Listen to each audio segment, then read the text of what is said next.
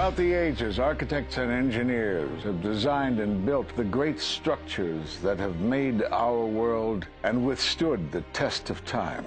Hi, I'm Ed Asner. Welcome to Architects and Engineers. Let's look now at modern steel frame buildings. This is the Empire State Building, a marvel of modern architecture. It was built to last.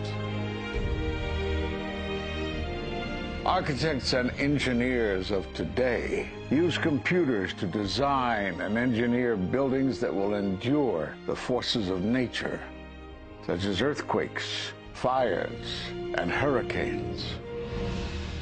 This modern skyscraper was also built to last.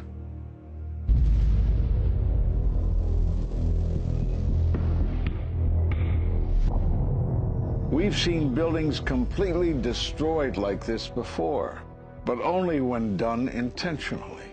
Danny Jowenko is the expert on this in Europe. What did he say? Dit is controlled demolition. Zeker weten. Zeker weten. Er is nagesprongen. Dit is in opdracht gebeurd. Dit heeft een team gedaan van experts. Let's compare. Explosives are used to demolish buildings like this in just seconds. Okay, so it's a controlled demolition. What's the problem with that? Well, it happened on the afternoon of 9/11 at the World Trade Center. Let's just think about this. Controlled demolitions cannot be engineered and rigged in a day. It takes months. And therefore, this event must have been planned in advance. You hear that? Keep your eye on that building. It'll be coming down. The building is about to blow up. Moving back. We are walking back. There's a building about to blow up. Did they actually use the word brought down, and who was it that was telling you this? The fire department, and they did use the word, we're going to have to bring it down. And these people heard explosions. We heard this sound that sounded like a clap of thunder. It looked like there was a shock wave ripping through the building, and the windows all busted out. About a second later, the bottom floor caves out. The building followed after that. He takes his hand off, and you hear 3, 2, 1, and it was boom, boom, boom, boom, boom. And these reporters recognized it as a controlled demolition. And I turned in time to see what looked like a skyscraper implosion. It looked like it had been done by a demolition crew. The whole thing just collapsing down on itself. For the third time today, it's reminiscent of those pictures we've all seen too much on television before, when a building was deliberately destroyed by well-placed dynamite to knock it down. It was almost as if it were a planned implosion. It just pancaked. So what's the problem if this was a planned demolition? Well, we are told by government agencies that this building came down as a result of normal office fires. The National Institute of Standards and Technology produced their final report in 2008. World Trade Center 7 collapsed because of fires fueled by office furnishings. It did not collapse from explosives or from fuel oil fires. But what do you think brought down the building? And what caught my eye is more than 1,300 architects and engineers examine the evidence about Building 7's collapse and disagree with the official report issued by the National Institute of Standards and Technology. I certainly am much more open-minded about it than I was, and it is because of the involvement of the 9/11 families and all these engineers and architects. You are about to hear from architect of 23 years, Richard Gage, AIA, member of the American Institute of Architects and founder of Architects and Engineers for 9/11 Truth. Now there are more than 1,500 architects and engineers who say that it could not have been brought down by office fires. They are backed by 9/11 family members who are calling for an independent, unbiased investigation. I'm Richard Gage. Fires have never before caused the collapse of any skyscraper. even though there are numerous examples of much hotter, larger, and longer-lasting fires in these buildings. And in the case of Building 7, the fire that NIST said started the collapse had actually burned out over an hour before. It could not have caused the collapse, as NIST claims. Yet this 47-story, modern steel-frame skyscraper, which was not hit by an airplane, collapses mostly into its own footprint like a house of cards, as fast as a bowling ball falling off the side of the building, in just under 7 seconds. Listen to the experts. Building number 7 descended in free fall for the first 100 feet, which means that there was absolutely no resistance to the descent whatsoever. NIST has admitted it went into free fall for 8 stories. And going from motionless to free fall instantly, that's a bothersome part of the puzzle because NIST never explained it.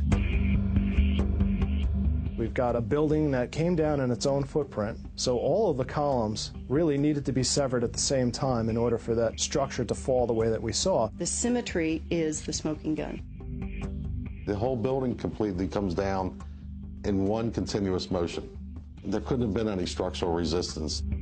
According to NIST, the failure occurred at column 79 on level 12. They're talking about a single columnar collapse or failure that resulted in a total collapse of the building. It is possible that you could have a local failure as a result of a connection failing.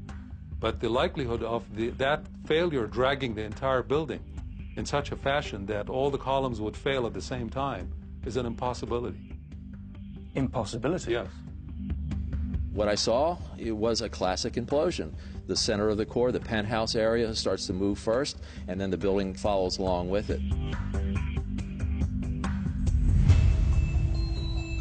I'd like to know why NIST excluded the document from FEMA in Appendix C that documented the evidence of melting steel. Why is this forensic evidence not being included in the report? In an office fire, you cannot generate enough heat to melt steel. And yet we have evidence of molten iron.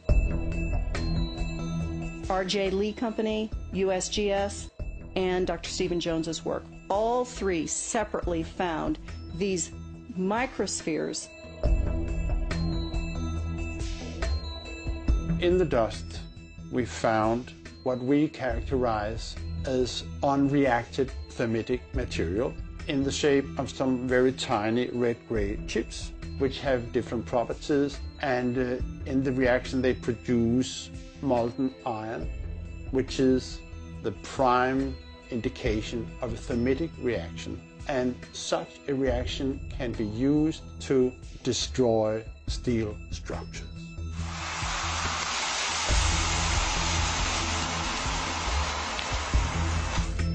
What we have found is a modern version of thermite, which we call nanothermite. There were these iron microspheres present in all of the dust samples that needed to have been formed in extremely high temperatures.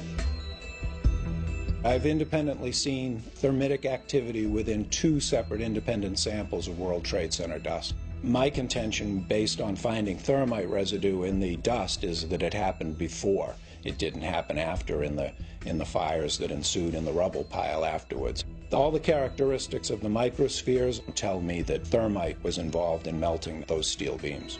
So thermite, if it was present at the World Trade Center and created this molten metal that so many witnesses and photographic evidence shows, would also explain the fact that the fires could not be put out at Ground Zero.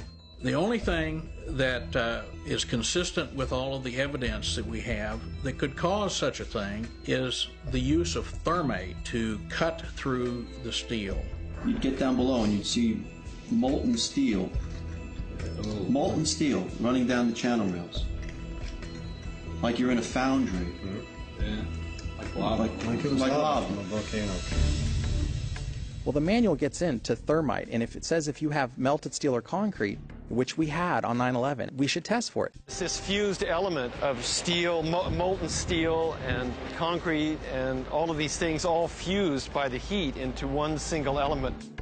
We're asking for an investigation that follows national standards. There's no excuse to not test for this. If terrorists used explosives in '93, why didn't we test for them? If all these witnesses heard explosions, why aren't we testing for them? NIST concedes that they found no evidence for explosives. So then we asked them, well, did you look? And they said, no, we did not look for explosives or residues of explosives. So the preconceived notion of NIST is that there's no evidence for explosives, and so there's no point in looking. That is the most unscientific thing that you can possibly think of, not to look because you don't expect to find evidence, and in fact the evidence is overwhelming. They state these conclusions for which there's virtually no evidence, and then they ignore conclusions that can be drawn from the evidence. The Freedom of Information Act request to NIST was denied with the claim that releasing this data might jeopardize public safety. How could it possibly jeopardize public safety? The destruction of evidence was a criminal act in itself. It was already being carted away and destroyed when the FEMA investigators got there about a month after September 11th. You can't do science when you are deprived of the evidence and when your hypothesis is the least valid instead of the most likely. When the most likely hypothesis in the case of Building 7 wasn't even mentioned. This is not science.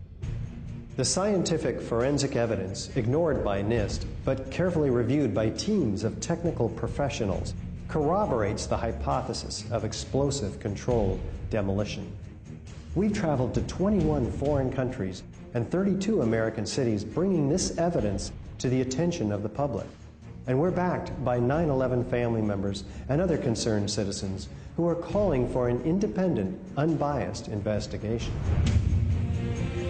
I'm a family member trying to find out the answers to the murder of 3,000 plus people. The bottom line is that it needs to be investigated properly. Please look at architects and engineers.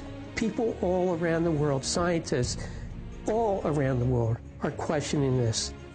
And there's some deep, deep explaining to do. It took some kind of consciousness raising on my part before I was willing to look at the possibilities. And really, you need to go where the evidence leads. As an engineer, and I have 3 degrees in engineering, I signed that petition for architects and engineers for 9/11 Truth some time ago because the American people absolutely need the truth of 9/11. Look at the evidence. In fact, I'll say this very categorically. Any reasonable person who looks at the evidence that's been brought forward has got to come away with the feeling that something has to be done, a real investigation has to be put forward. We will never heal. This country will never, ever, ever forget that day. We have to demand a new investigation. I want justice here. The country owns this. We were all victims. You all should want answers. It's not just ours, not just mine. We all lost something that day.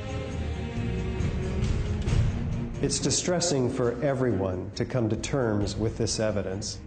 But we must pursue the truth wherever it leads. Look at the evidence and decide for yourself.